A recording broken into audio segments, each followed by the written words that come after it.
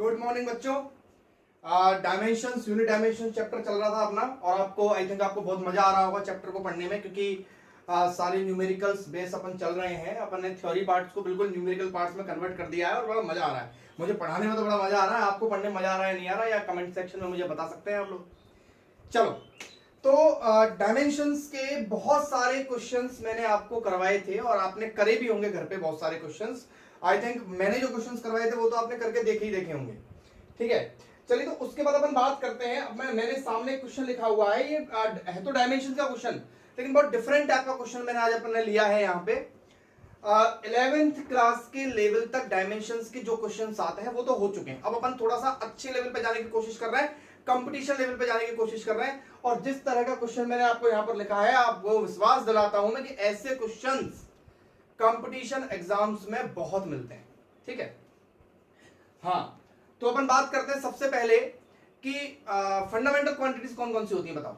मास, length, time, temperature, intensity, मोल और electric current 7 होती हैं। लेकिन अब इस क्वेश्चन को अपने थोड़ा सा चेंज कर दिया, और क्वेश्चन क्या है बहुत ध्यान से देखिए। Taking velocity, time, force as the fundamental quantities. अब आपको क्या करना है, वेलोसिटी,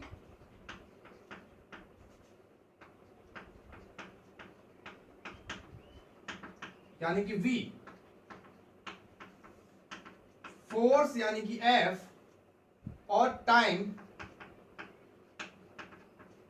यानी कि T।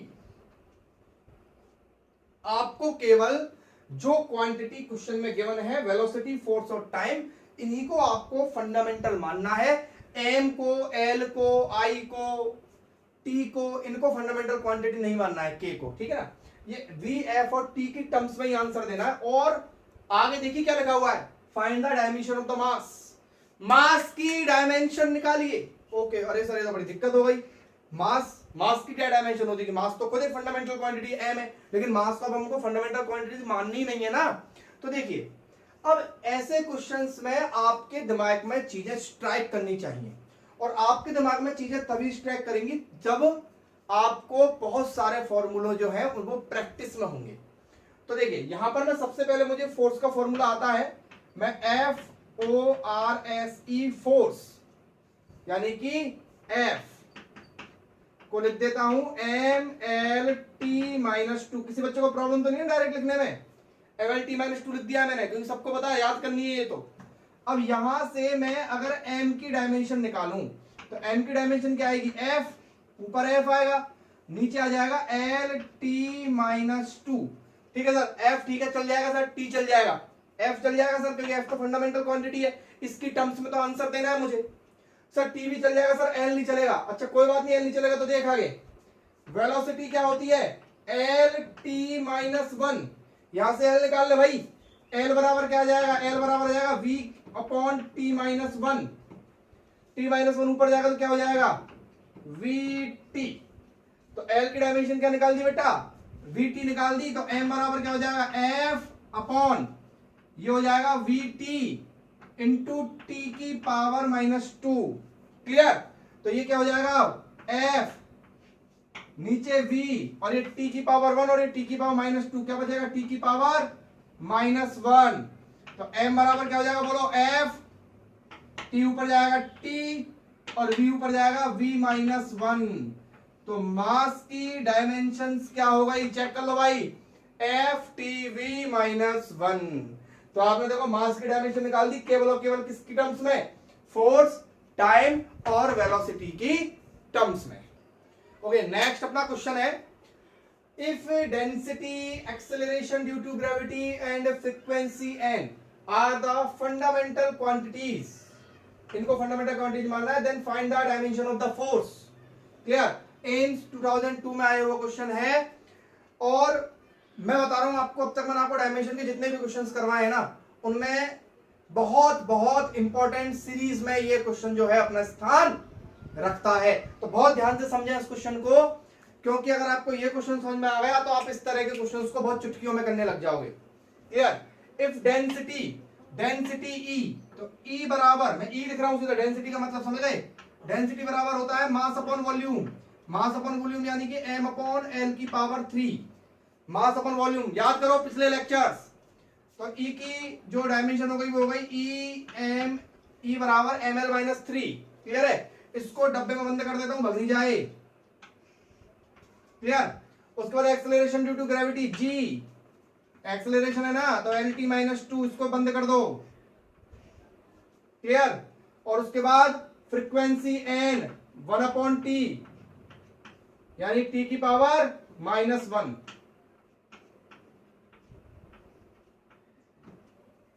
इन सारी चीजों को मैं एक बॉक्स में बंद करके रख देता हूं।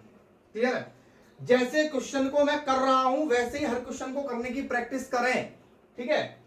अब कह रहा है कि किसकी डायमेंशन निकालनी है? फोर्स की डायमेंशन। तो फोर्स की dimension F is equal to क्या होती है? mlt-2। बताने की जरूरत तो नहीं है कैसे आई? नहीं है, mlt-2। ये इस तरीके से मैंने लिख दिया है। अब मेरे को दिक्कत यहां पर पता क्या है? चलो मैं इसको यहां लिख देता हूं साइड में। F इज इक्वल टू कितना है? mlt-2। ये ठीक है। अब मुझे सबसे ज्यादा दिक्कत पता है किस चीज में है? मुझे एक तो ये m हटाना है यहां से, एक मुझे l हटाना है और t हटाना है, और इनकी जगह मुझे क्या रखना है? e, g और n रखना है। ठीक है?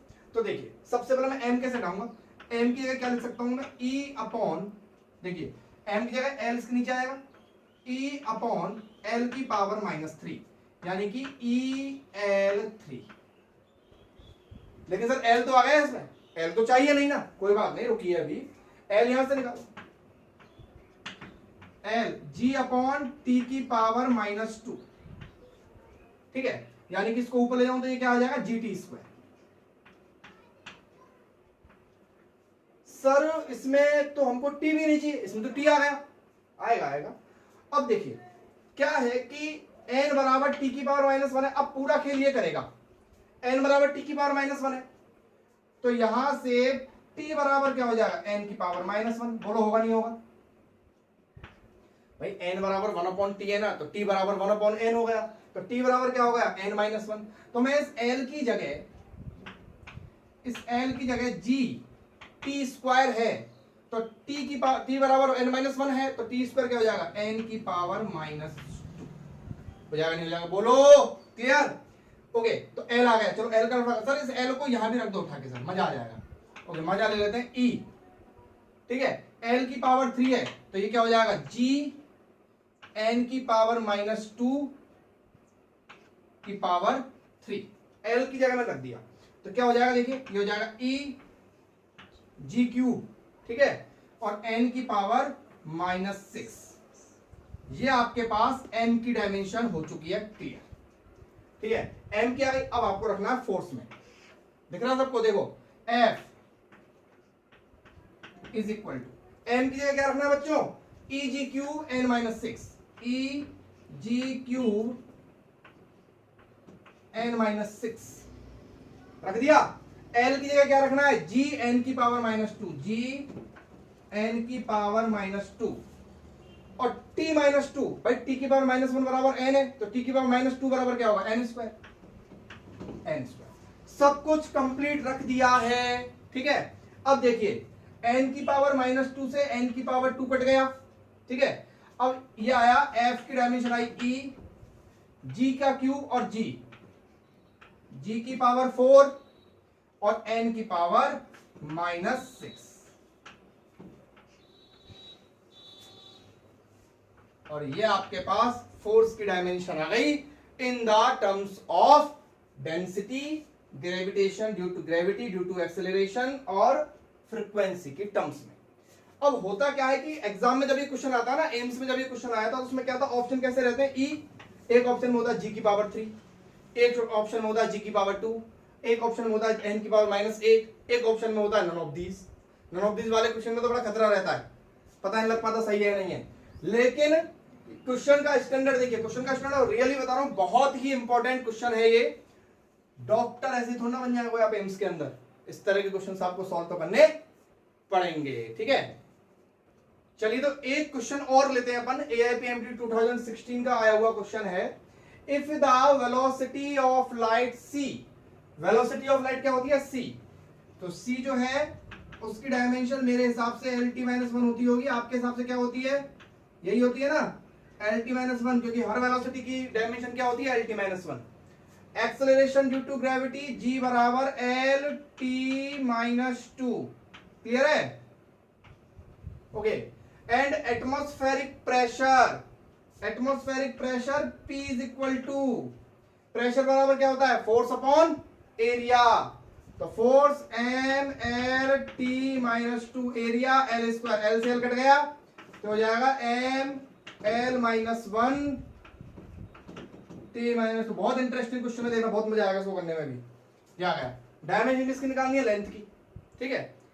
अब आप ये देखो यहां पर अगर एक बात करते हैं कि अगर C और G की बात करूं मैं, ठीक है ना, तो मैं अगर इसमें दोनों तरफ स्क्वायर कर दूं तो देखना क्या होगा, C स्क्वायर बराबर L स्क्वायर और T की पावर माइनस टू। अब जो चीज मैं आपको सिखाने की कोशिश कर रहा हूं ना, वो भी आपके दिमाग में स्ट्राइक करनी चाहिए। कैसे, देखिए, C square is equal to L square T minus two है, ठीक है, और ये G L T minus two, मुझे T हटाना है ना, T हटाना है ना, तो मैं क्या करूं, एक काम करूं, इसका इसमें डिवाइड दे दूं तो देखो क्या हो जाएगा, C स्क्वायर अपॉन G, ठीक है। इधर जब आप डिवाइड दोगे तो L square T minus to और नीचे क्या आएगा, LT minus to, T minus to से T माइनस टू कट गया, एक L से एक L कट गया, तो L की डायमेंशन क्या आ गई, C स्क्वायर अपॉन G, आ गई नहीं आ गई, तो L की डायमेंशन क्या हो गई, C square G minus, pressure आया क्या इसमें, कहीं नहीं आया, तो P की पावर 0। अब बताओ, मैंने बोला ना इंटरेस्टिंग होने वाला है, क्योंकि इसकी तो जरूरत नहीं पड़ी है ना, उसके बिना ही काम चल गया। या फिर आप क्या करते, बहुत तभी आसान था, आप T की पावर माइनस वन की वैल्यू यहां से निकाल के यहां पुट कर देते तो भी आपका आंसर बहुत जल्दी आ जाता। बाकी का मेरे हिसाब से ये चीज आपके दिमाग में आनी चाहिए, अगर आप कंपटीशन लेवल की तरफ जाने की कोशिश कर रहे हैं तो इस तरह की चीजें आपके दिमाग में स्ट्राइक करने लगेंगी धीरे धीरे, ये मेरी गारंटी है, क्लियर। इसके बाद नेक्स्ट क्वेश्चन की तरफ आते हैं अपन, ओके। नेक्स्ट क्वेश्चन है अपना, find the dimension of linear momentum. Linear momentum का फॉर्मूला मैं आपको बता दूं, लीनियर मोमेंटम मतलब होता है, लीनियर मोमेंटम 9th क्लास में था ये, कोई बात नहीं। लीनियर मोमेंटम P बराबर होता है मास इनटू आएगा, न्यूटन लॉ ऑफ मोशन वाले चैप्टर के अंदर आएगा ये। If the velocity v, density E and frequency n fundamental quantities हैं, कल तो मैं इसकी लिख लेता हूं, इसकी क्या होगी, इसकी होगी m और वेलोसिटी हो जाएगी L T minus one, mass की m और वेलोसिटी हो जाएगी L T minus one, clear है। वेलोसिटी v बराबर L T minus one, clear. ओ सीधा L T माइनस वन की जगह तो v लिख दूंगा मैं, ठीक है। Density E m upon L3 यानी कि m L माइनस थ्री, ठीक है। और क्या था, फ्रीक्वेंसी n 1 अपॉन टी यानी कि t की पावर माइनस वन, ठीक है। अब देखो, अब m की जगह क्या लगूंगा, तो पता m निकाल लेता हूं, m बराबर क्या निकलेगा यहां से, m बराबर निकलेगा E अपॉन L की पावर माइनस थ्री, तो वो हो जाएगा E L3, अभी भी निकाली थी अपन थोड़ी देर पहले, ठीक है। अब मुझे दिक्कत है कि मैं m की जगह यहाँ पे EL3 तो लिख दूंगा, लेकिन L आ जाएगा ना फिर दोबारा उसमें, तो L का क्या करूंगा, तो L निकाल दो, यहां से निकलेगा L यहां से क्या निकलेगा VT। अब यहाँ पे किसकी जरूरत है, L3 की जरूरत है, किसकी जरूरत है, L3, तो L3 कितना हो जाएगा, L3 हो जाएगा V3 T3, तो इसमें m बराबर क्या हो जाएगा, E V3 T3। अब मुझे t की दिक्कत करेगा, तो देखो यहाँ पे t बराबर क्या होगा, n माइनस वन, भाई n बराबर t माइनस वन है, तो t बराबर क्या होगा, n माइनस वन, तो क्या हो जाएगा, m की डायमेंशन क्या हो जाएगी, E V3 और t की जगह क्या हो जाएगा, n माइनस थ्री, तो यहां पर हो जाएगा ये, इसकी डायमेंशन क्या हो जाएगी बच्चों, n की जगह क्या आएगा, E V3 n minus three, और ये हो जाएगा LT माइनस वन, पूरा LT माइनस वन की जगह क्या आ जाएगा, V, क्लियर है। तो ये हो जाएगी डायमेंशन E V3 और V की पावर 4 और n की पावर माइनस थ्री। तो अगर डेंसिटी, वेलोसिटी और फ्रीक्वेंसी को अपन फंडामेंटल क्वांटिटी माने तो लीनियर मोमेंटम की जो डायमेंशन बनेगी वो क्या बनेगी, EV4 n माइनस थ्री। और इस तरीके से ये क्वेश्चन सॉल्व होगा। तो इस तरह के क्वेश्चन आपसे सॉल्व हो जाएंगे आराम से। अब अपन लास्ट वीडियो लेक्चर के अंदर मैंने आपको इस तरह से कंप्यूटर करके डायमेंशन निकालना सिखाया था। तो एक AIPMT 2009 का क्वेश्चन इस पे सॉल्व कर लेते हैं, जो लास्ट में अपन ने वीडियो लेक्चर लिया था उसके आधार पे। Find the dimensions of A and B in the equation. आपको इस इक्वेशन के अंदर A और B की डायमेंशन चेक करनी है। तो मैंने आपको क्या बताया था कि अगर आपको कभी भी किसी भी कांस्टेंट की डायमेंशन निकालने के लिए बोला जाता है तो आपको क्या करना है, जितनी भी टर्म्स हैं उन सबकी डायमेंशन सेम होती हैं, इस बात का ध्यान रखना है। क्लियर है? तो F की जो डायमेंशन है वो क्या होगी, MLT-2। Clear? A root X. अब A रूट एक्स है ना, तो देखिए A रूट एक्स को क्या रखेंगे, A तो एज इट लिख दो अभी। रूट एक्स तो है, एक्स क्या है, एक्स डिस्प्लेसमेंट है। डिस्प्लेसमेंट क्या होता है, L। तो L की पावर 1/2। रूट का मतलब क्या होता है, पावर 1/2।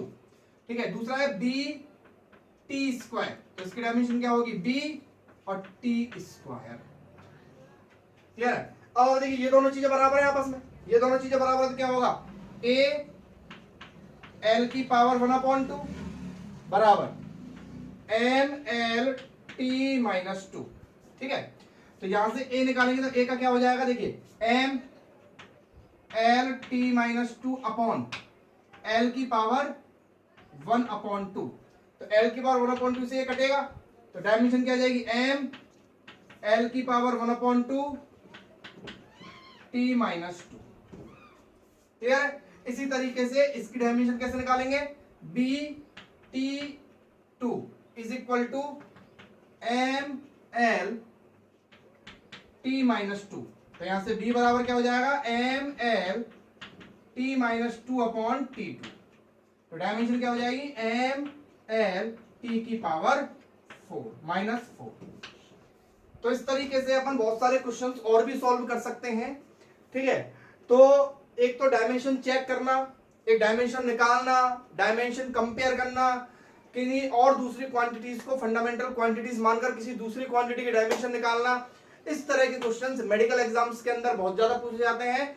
और बात रही मैथ्स वाले स्टूडेंट्स के लिए, तो उनके लिए भी मसाला बाकी है, उनके लिए आने वाला है। ठीक है ना? तब तक के लिए आप इस वीडियो को देखिए, समझिए और इनसे रिलेटेड जितने भी क्वेश्चंस आपको किसी भी बुक में मिलते हैं उनको सॉल्व कीजिए। Thank you.